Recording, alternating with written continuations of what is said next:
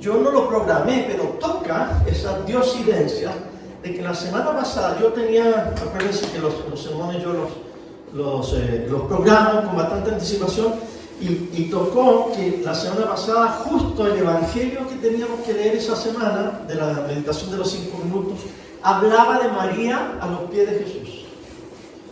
Y hoy, que corresponde comenzar a hablar de la oración, toca el evangelio que habla de la oración. Póngase de pie para leer con respeto y reverencia la palabra del Señor. Lucas 11.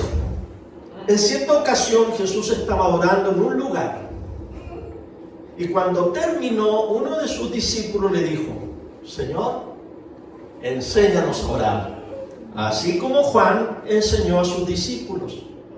Jesús les dijo: cuando ustedes oren, digan: Padre, santificado sea tu nombre, venga tu reino. El pan nuestro de cada día dánoslo hoy.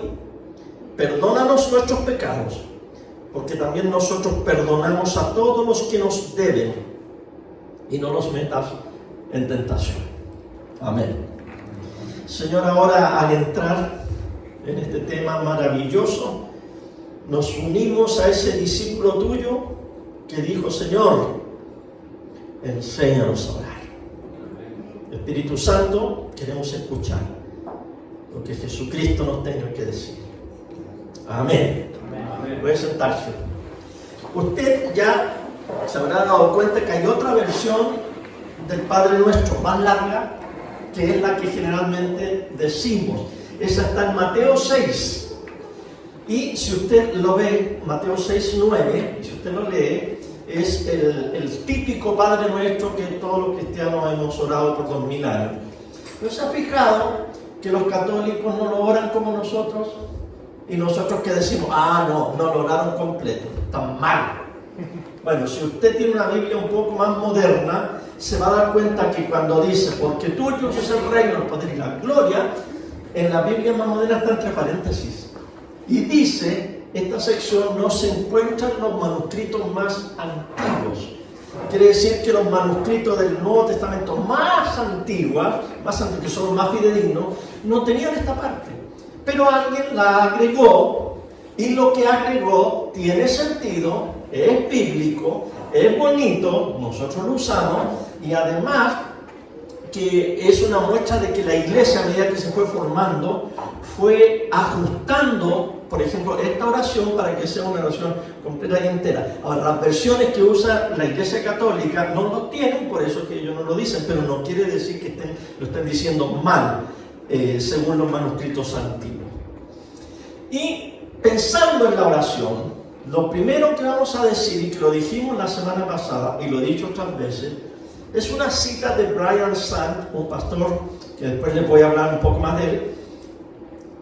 Y él dijo: el propósito principal de la oración no es hacer que Dios haga lo que queremos que haga, sino que es ser formados apropiadamente. Esta es la base de la oración. Cada uno de nosotros, cuando vaya a orar, piense, ¿cuáles son los propósitos de la oración? Son varios: pedir, adorar, estar en silencio, llorar, clamar, lamentarnos. Hay muchas formas, y pedirle al Señor, hay muchas formas. Pero lo que estamos tratando de decir es que la principal no es pedir solamente. No es decirle: Señor, haz lo que yo necesito que tú hagas. Es parte de la oración, y el Señor dijo que tenemos que traer nuestras necesidades, todas.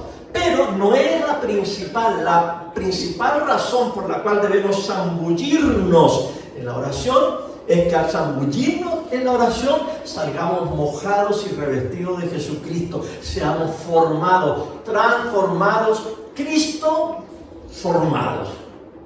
Sí, esa es la base de esto que vamos a hablar, y siempre que hablemos de la oración, por favor tenga en mente esto: pedir, sí; adorar, sí; pero principalmente yo voy a ir a orar para ser transformados en Cristo.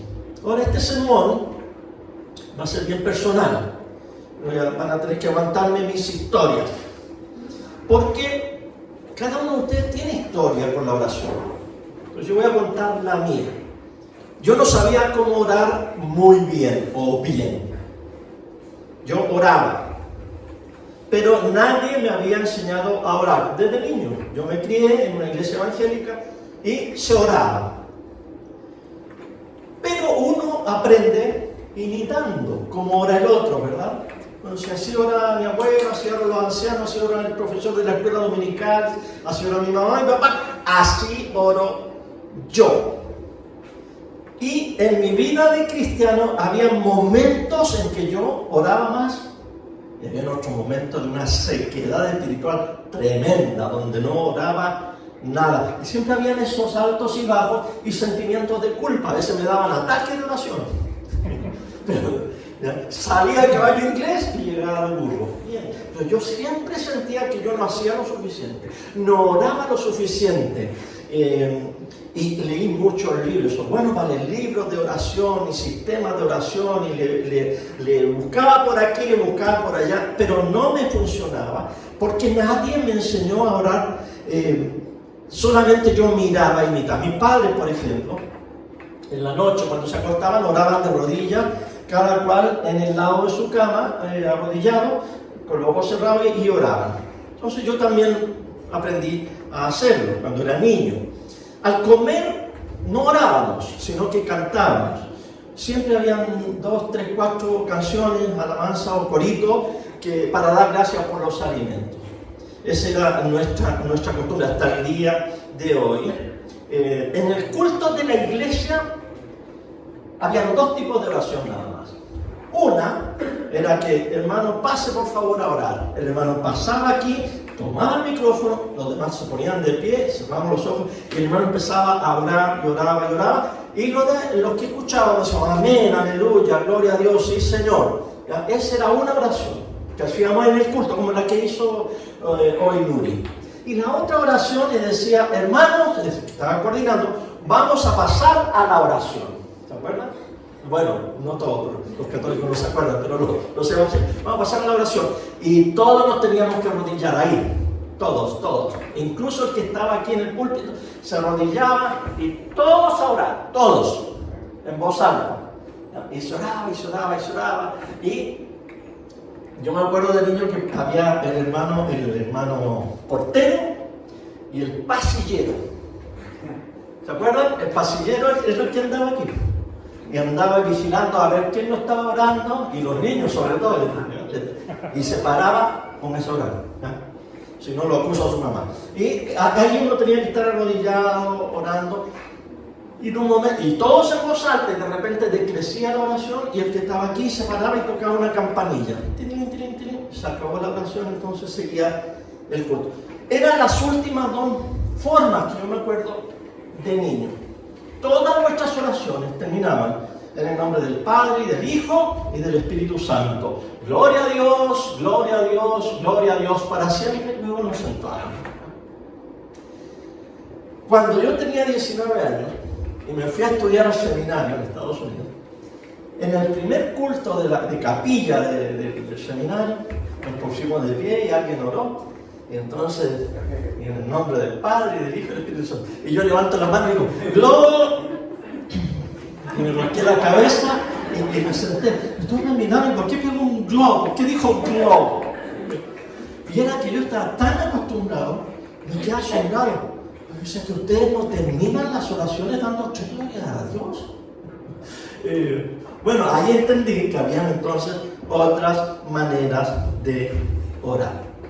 En la iglesia de Cristo aprendí a orar sentado, porque en mi iglesia no se acostumbraba o de pie o de rodillas, pero sentado nunca ellos oraron al unísono, sino que el que oraba aquí oraba y los demás escuchaban. Muy poco se escuchaba un amén, un aleluya, un sí Señor, no, casi nada. Era muy calladita la oración. Luego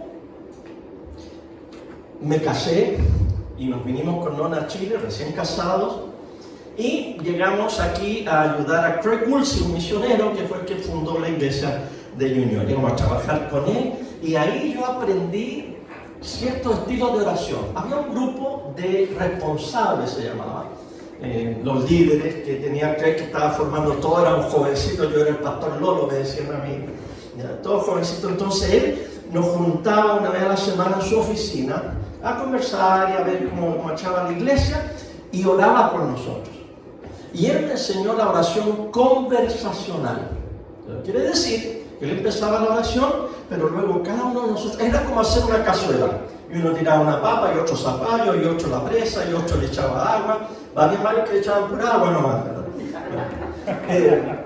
Así me imaginaba yo. Íbamos conversando. Por ejemplo, Clary decía: Señor, te damos gracias por estar aquí todos juntos, y te damos muchas gracias por la familia de la iglesia. Entonces él se callaba y otro decía: sí, Señor, y especialmente por la familia nueva que llegó el otro día, que tienen unos hijos adolescentes. Entonces el otro se metía a decir: por esos jóvenes te pedimos, Señor. Entonces era como que estábamos conversando, un tipo de oración muy bonita. Además, Craig apagaba la luz para que no nos distrajéramos y para que hubiera más intimidad con el Señor, una manera diferente que yo no sabía, y me gustó mucho.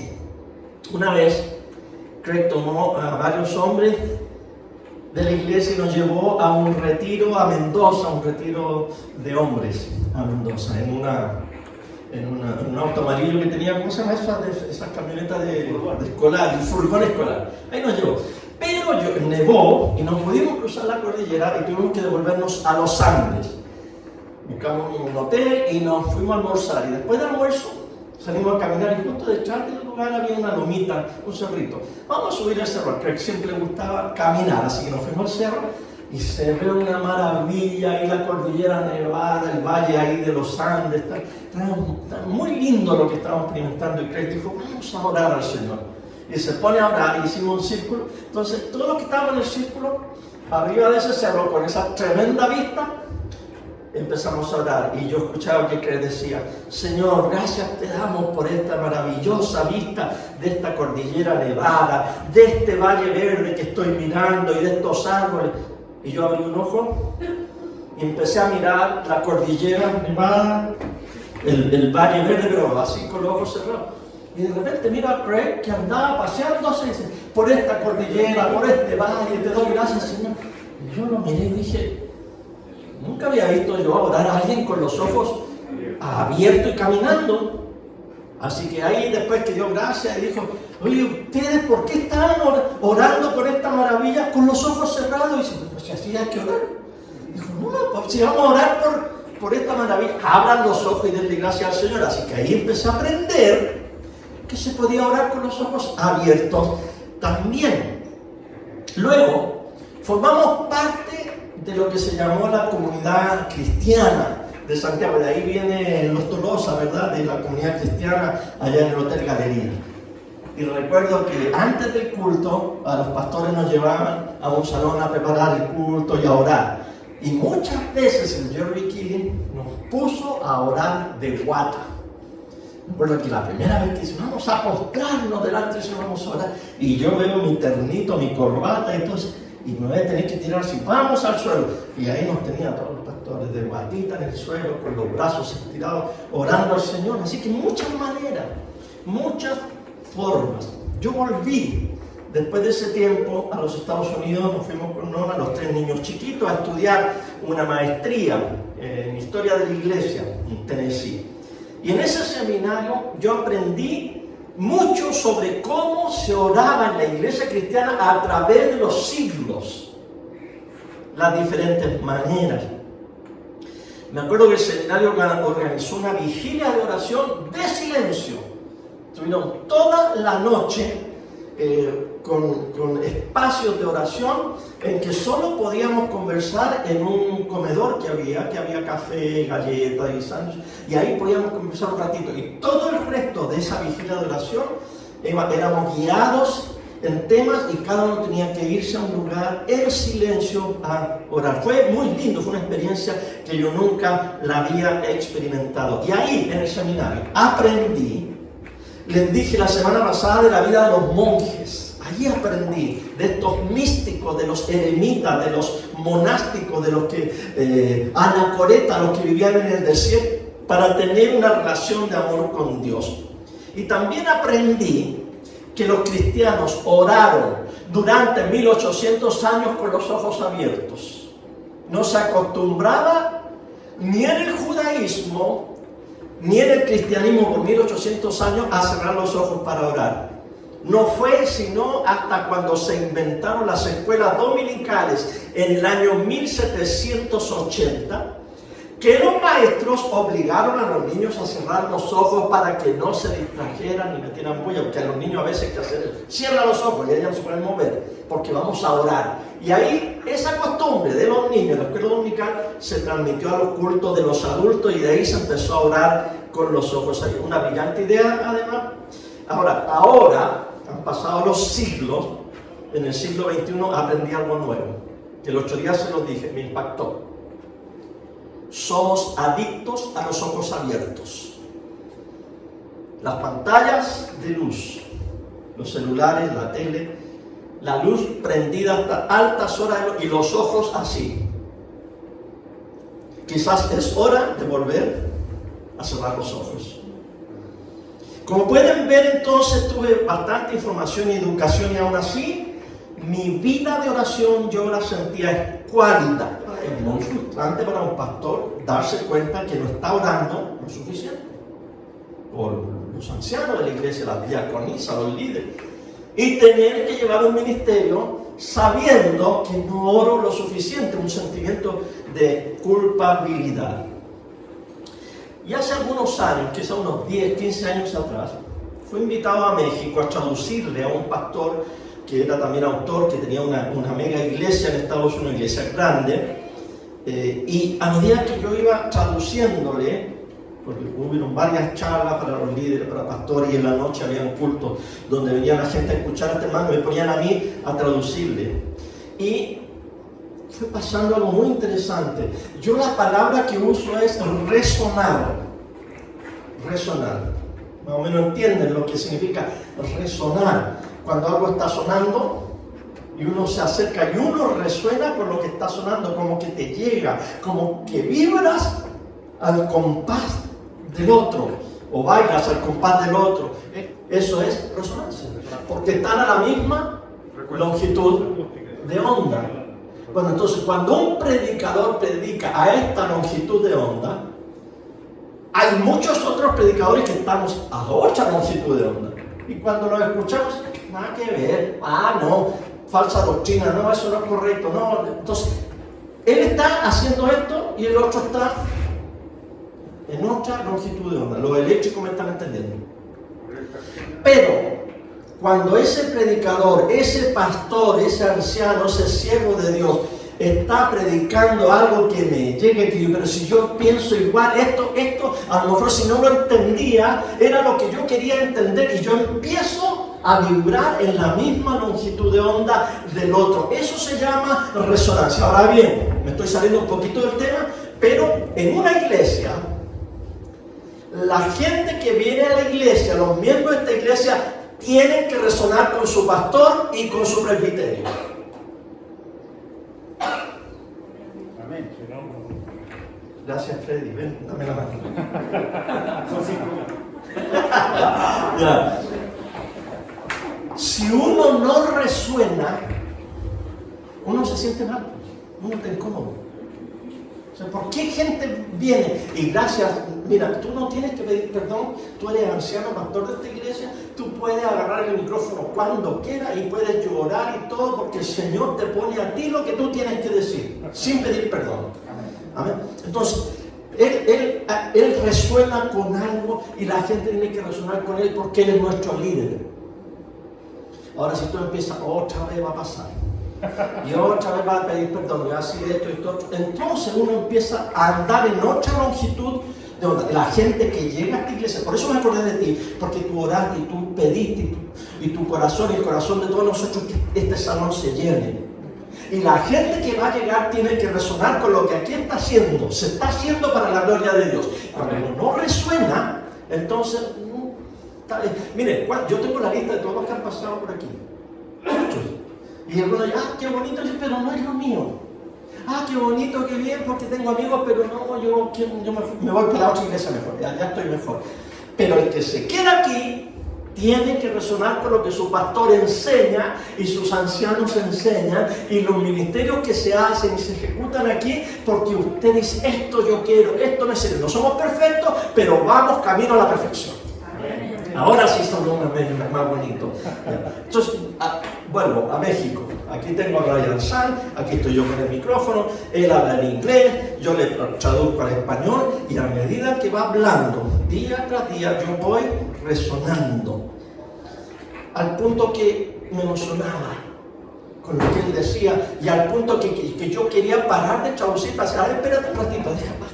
Qué bueno lo que hiciste, como que quería conversar con él, pero no, yo era un embudo, no, pasaba para él. Quedé tan impactado con la enseñanza de este pastor que fui a la casa, volví, leí todos sus libros y empecé a abrir mi corazón a nuevas perspectivas, especialmente en cuanto a este tema, a la oración. Y él me enseñó a orar de una forma mejor. Y me enseñó una liturgia que se llama oración formativa que cambió mi vida. Yo ahí no ando con explicaciones, sencillamente digo, desde que yo aprendí ese sistema de oración, mi vida espiritual cambió, mi pensamiento y mi manera de ir por la vida. Hasta ahí les dejo en ese tema de la experiencia personal. Ahora vamos a entrar a lo que el Señor dijo.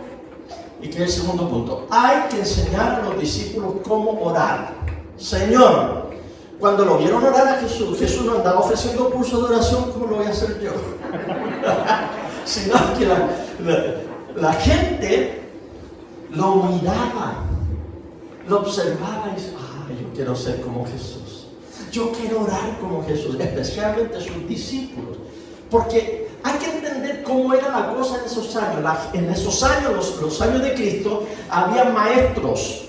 Y los maestros enseñan y elegían discípulos que andaban con ellos y los maestros les enseñaban a vivir, a pensar, les enseñaban la escritura y les enseñaban a orar.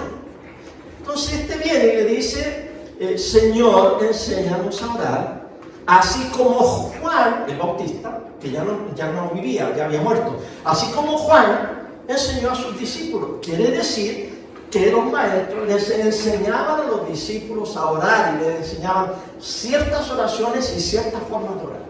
Por eso que le dicen al Señor los discípulos, Señor, enséñanos. ¿Después de qué? Después de verlo orar. Enséñanos a orar. Eso quiere decir que la oración tiene que ser un curso, una enseñanza, una transmisión del que ora o que piensa que ora mejor o que tiene experiencia de oración o que es líder de la iglesia.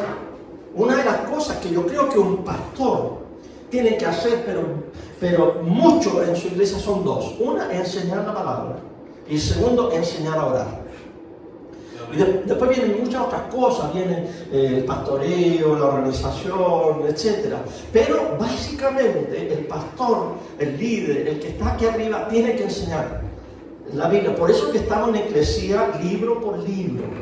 Y por eso es que estoy ahora enfocándome más en la oración.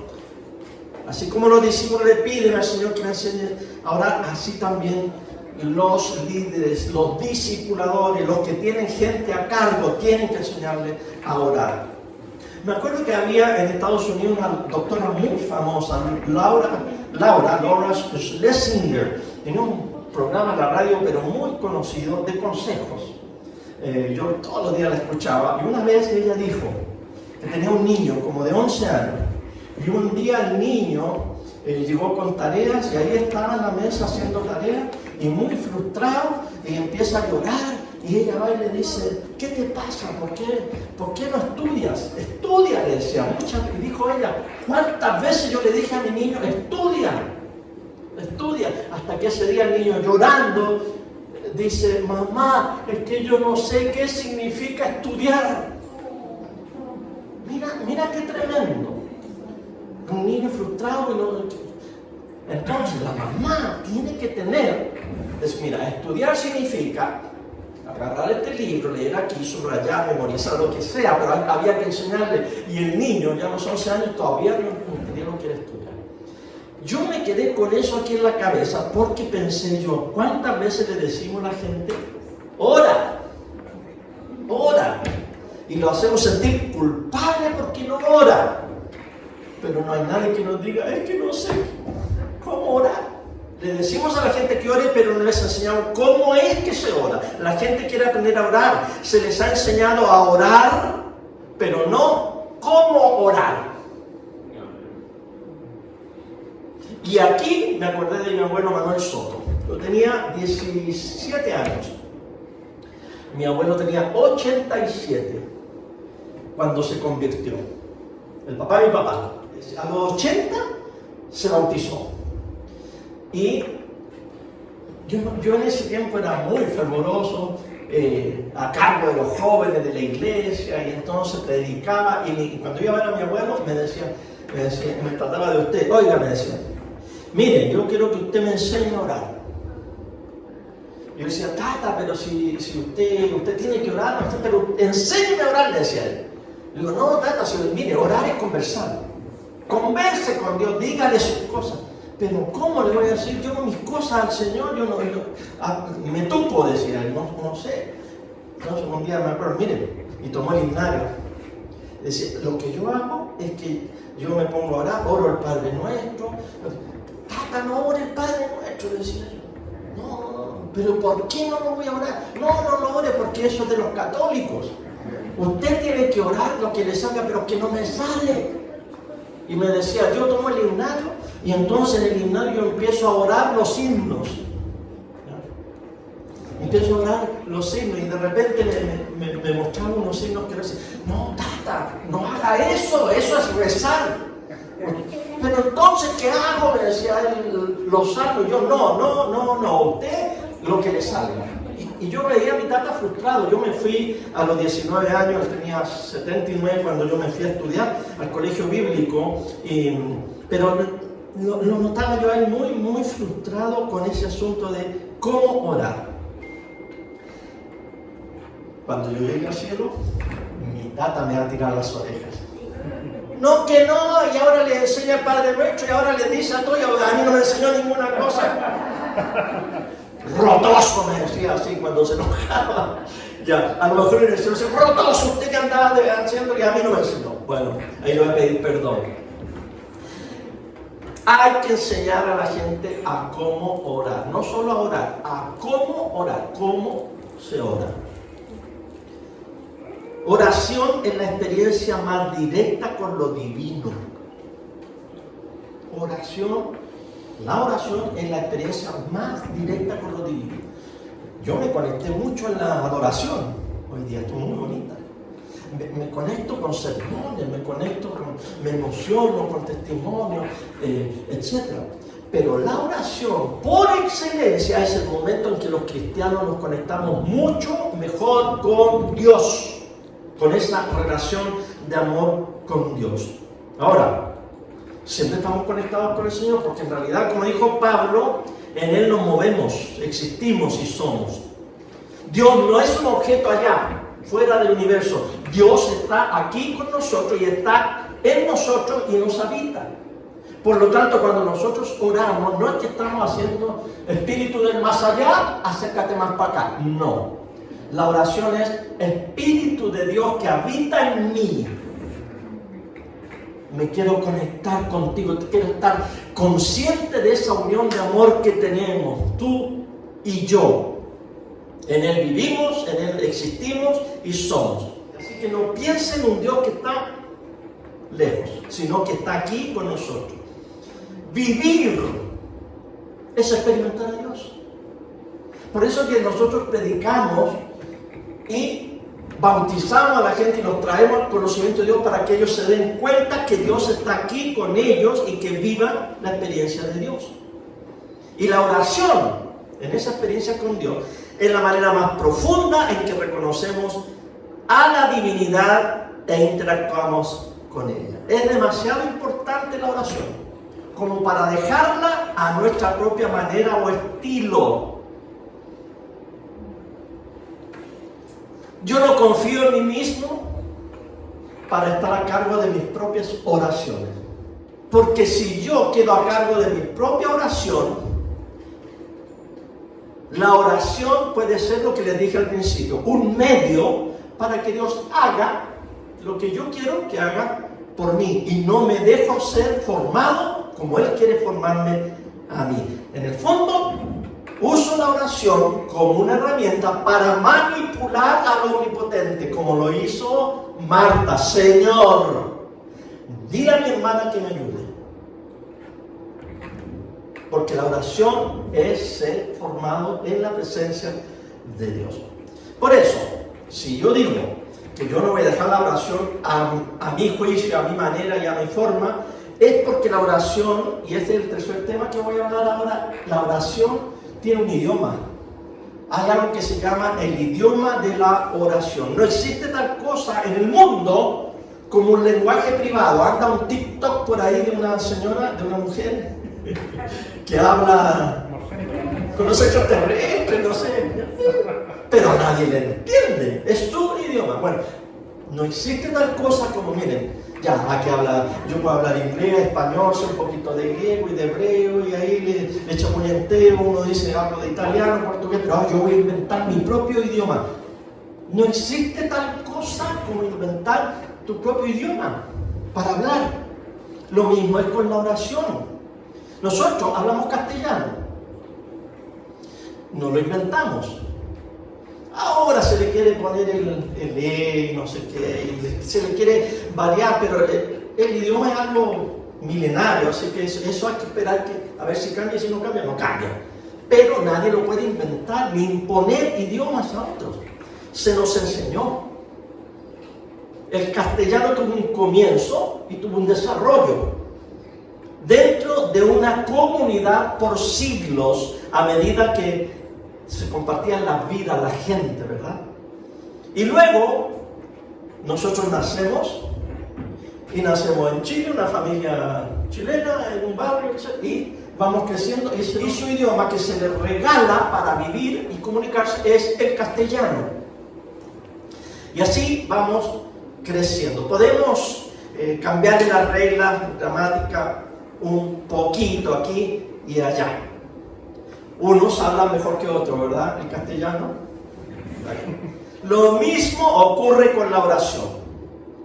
La oración es un lenguaje que se nos ha otorgado, que se nos ha regalado, y aunque podemos jugar con ella, con la oración, y podemos al final tener una propia expresión, una manera de expresarnos, siempre la oración es un idioma que se nos regala, una forma que se nos regala. Nadie puede inventar un idioma, como nadie puede inventar su forma de orar. Un niño que no habla, solo llora. Y sabemos que con el tiempo ese niño va a aprender el regalo, o va a recibir el regalo del idioma, del lenguaje, y sabrá comunicarse. ¿Y cuáles van a ser sus primeras palabras? Algunos no tienen mucha experiencia. No. Los cabros chicos, no. Pero ya aprendió, antes tiraba las cosas, por lo menos ahora dice no aprendió. O, miren, mi cuñado, el que está en la clase de eclesía, que es el cuarto, el mayor que la nona es la menor. Ese niño tenía como 2 años, ya cerca de los 3 años no hablaba. Lo mismo pasó con uno de mis nietos, ya mi hija ya le estaba enseñando lenguaje de señas, porque no hablaba. Y de repente mi nieto, el Fénix, se puso a hablar. Y mi cuñado no hablaba, dice mi suegra. Y un día los niños le dijeron, mamá, préstenos al niño para sacarlo a pasear. Y lo sacaron a pasear. Y resulta que llegan con el niño corriendo y dicen, mamá, el niño ya habla. Él ya habló. ¿Y qué dijo? ¡Animales! ¿Y por qué? ¿Qué le hicieron? No, es que parece que lo habían subido a un juego, un columpio, y lo columpiaron mucho y el niño se cayó. Y cuando se cayó, se paró y le dijo a sus hermanos, ¡animales! Bueno, lo tenía el idioma guardado y lo primero que le salió fue Ahora, yo me pregunto, ¿y de dónde aprendió esa palabra? Le voy a preguntar a mi suegra, a lo mejor ella le decía mal a los hijos y el otro escuchaba. Porque uno aprende, es un regalo. Si nunca aprendes a hablar y solo lloras, hay algo malo en tu desarrollo. Lo mismo en el cristianismo. Si nunca aprendes a orar, es como una guagua que está puro llorando en la iglesia. Tienes que aprender a orar, a hablar. Tienes que aprender el idioma de la oración. Es un lenguaje de una comunidad llamada iglesia. Y ese lenguaje de la oración ha sido transmitido en oraciones, en libros de oraciones, en la Biblia. Y se nos ha transmitido para que aprendamos y luego usemos ese vocabulario en nuestras oraciones. Y si no lo hacemos, no podemos más que llorar como niños. Hechos 2:42. Así describe a la iglesia primitiva el libro de los Hechos. Se mantenían fieles a las enseñanzas de los apóstoles, en el mutuo compañerismo, el partimiento del pan y en las oraciones. ¿Se fijó que no dice en singular que se mantenían fieles en la oración? Porque al decir oración uno podría decir, bueno, el hecho de orar. No, pero Lucas está diciendo en plural las oraciones. ¿Y qué significan las oraciones? ¿Cuáles eran las oraciones de la iglesia primitiva? Eran las oraciones de la comunidad en plural. Eran como oraban los judíos. Los judíos oraban los salmos y los oraban a ciertas horas. Esas eran las oraciones que la iglesia primitiva, las oraciones de la iglesia, las hacían todos juntos. Y eran establecidas y varias, y eran sistemas de oración. Así oraba la iglesia. Ahora bien, no quiere decir que este tipo de oración, que los salmos, que las oraciones del libro de oración común, que algo que alguien escribió, por ejemplo, Señor, haz de mí un instrumento de tu paz, que donde haya odio yo ponga el amor. Esas son las oraciones que están esparcidas en la historia de la iglesia y uno las usa porque es el idioma de la iglesia. Y a partir de esa base es que uno puede empezar a orar de una mejor manera. Y no son enemigas la una de la otra. No son enemigas. No debemos escoger y decir, no, que ellos oren esa oración, yo voy a ser espontáneo. No, es que las dos van así, van ligadas. Bien, era como una introducción para lo que voy a tratar y voy a enseñar acerca de ese cursito de oración. Ahí es donde me hubiera gustado tener a mi abuelo para decirle, Tata, así es como oro yo. Tata, está bien, ora el Padre Nuestro. ¿Y sabe por qué, Tata? Porque los discípulos dijeron, Señor, enséñanos a orar. Y el Señor dijo, mire, cuando ustedes oren, tomen como ejemplo el Padre Nuestro. No lo digan, no lo repitan, pero tómenlo como ejemplo. Y cuando digan Padre Nuestro, entonces pónganse a pensar en el Padre. Y cuando digan perdona nuestros pecados o nuestras deudas, ustedes piensen en esto, pero no digan eso. Dijo eso el Señor.